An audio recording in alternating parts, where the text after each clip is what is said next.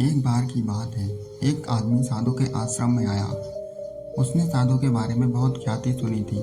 उसके मन में विचार आया कि एक बार मैं भी जाकर देखता हूँ कि लोग साधु की इतनी तारीफ क्यों करते हैं। जब वो आश्रम में गया तो वहाँ एक बहुत छोटा सा कमरा था जहाँ पर कालीन बिछा हुआ था। वहाँ पर कुछ लोग नीचे बैठे हुए थे और उनके सामने साधु बैठे हुए थे। वो लोग साधु से सवाल कर रहे थे और साधु उनका जवाब दे रहे थे। वो आदमी कहीं भी जाता था तो लोग अपने स्थान पर खड़े हो जाते थे, हाथ जोड़ते थे, अपना सर झुकाते थे। लेकिन यहाँ पर ऐसा कुछ भी नहीं हुआ। साधु ने उसकी तरफ देखा तक नहीं, क्योंकि अभी तक साधु किसी और के सवाल का जवाब दे रहे थे। लेकिन उस आदमी को इस बात पर गुस्सा आ गया। उसे लगा कि ये मेरा अपमान है। उस आदमी ने साधु की बात को बीच में ही काटते हुए कहा कि मैं आपसे कुछ कहना चाहता हूँ। साधु ने उसकी तरफ देखा और कहा, आप थोड़ी देर रुकिए, पहले मैं इनके सवालों का जवाब दे दूं, फिर मैं आपसे बात करूंगा। तब तक आप यहाँ बैठ जाइए। साधु के इतना कहते ही उस आदमी का चेहरा गुस्से से लाल हो गया और फिर उसने अपना सारा गुस्सा साधु पर निकाल दिया। अभी तक वो आदमी आप करके साधु से बात कर रहा था, लेकिन अब तो वो साधु से तू करके बात करने लग गया। उस आदमी ने साधु से कहा, तुझे पता भी है मैं कौन हूँ और तू किससे बात कर रहा है?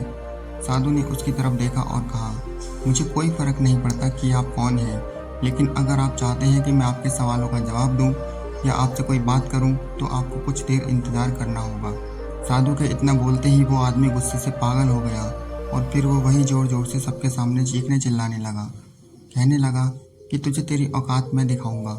तूने मेरे साथ ऐसा करके अच्छा नहीं किया और तुझे पता भी है मैं तेरे बारे में क्या सोचता हूँ। साधु ने उसकी तरफ बड़ी प्रेम से देखा और कहा, मुझे उससे कोई फर्क नहीं पड़ता है कि आप मेरे बारे में क्या सोचते हो। आप मेरे बारे में जो चाहे वो सोच सकते हो। फिर वह आदमी बोला, तू चाहे सुनना चाहता है या नहीं, लेकिन मैं तुझे बताऊंगा कि मैं तेरे बारे में क्या सोचता हूँ। तू एक बहुत ही घटिया इंसान है। तू कोई साधु नहीं है, ढोंगी है, पाखंडी है। तू एक बहुत ही घटिया इंसान है और यहाँ पर जितने भी लोग बैठे हैं उन सबको पागल बना रहा है। तेरा बस एक ही मकसद है, इन सब लोगों की जेब में जितना भी पैसा है वो सब तेरे पास आ जाए। तू बस अपने फायदे के लिए इन सब लोगों का इस्तेमाल कर रहा है और मैं तुझे अब नहीं छोड़ूंगा।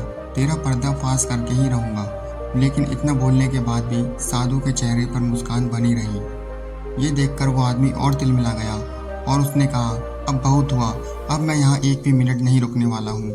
लेकिन अभी भी तेरे पास एक मौका है। अगर तुझे मुझसे माफ़ी मांगनी हो या कुछ कहना हो तो कह सकता है।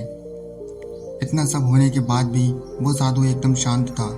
उस साधु ने हाथ जोड़कर मुस्कुराते हुए उस आदमी से कहा, मुझे आपसे कोई शिकवा गिला नहीं है। मेरे मन में आपके लिए कोई भी शिकवा नहीं है। जो भी आपने मेरे बारे में कहा है वो आपकी सोच थी। मुझे आप में कोई भी बुराई नज़र नहीं आ रही है। आप तो मुझे भले इंसान लग रहे हो। साधु के इतना बोलते ही उस आदमी का दिमाग 7वें आसमान पर पहुंच गया। उसके चेहरे पर खुशी आ गई थी, क्योंकि उस साधु ने वही कहा जो सब लोग उसके बारे में कहते थे।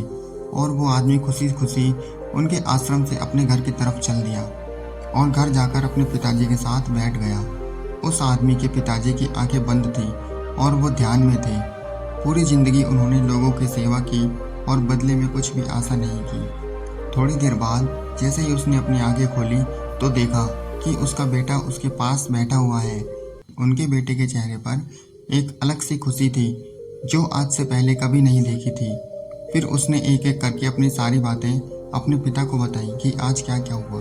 उसके पिताजी ने पूरी बात सुनी और कहा, उन्होंने तुम्हारी तारीफ नहीं की, क्योंकि उन्होंने वो नहीं कहा जो तुम हो। उन्होंने वो कहा जो वो खुद हैं, और जो भी तुमने कहा वो तुमने वो नहीं कहा जो वो हैं, बल्कि वो कहा जो तुम खुद हो। यह दुनिया तुम्हें वैसी नहीं दिखती जैसी है, बल्कि वैसी दिखाई देती है जैसे तुम खुद हो। जिसकी जैसी नज़र है यह दुनिया उसके लिए ठीक वैसी ही है। अगर तुम दुनिया को बदलना चाहते हो तो सबसे पहले अपने नज़रिए को बदलो।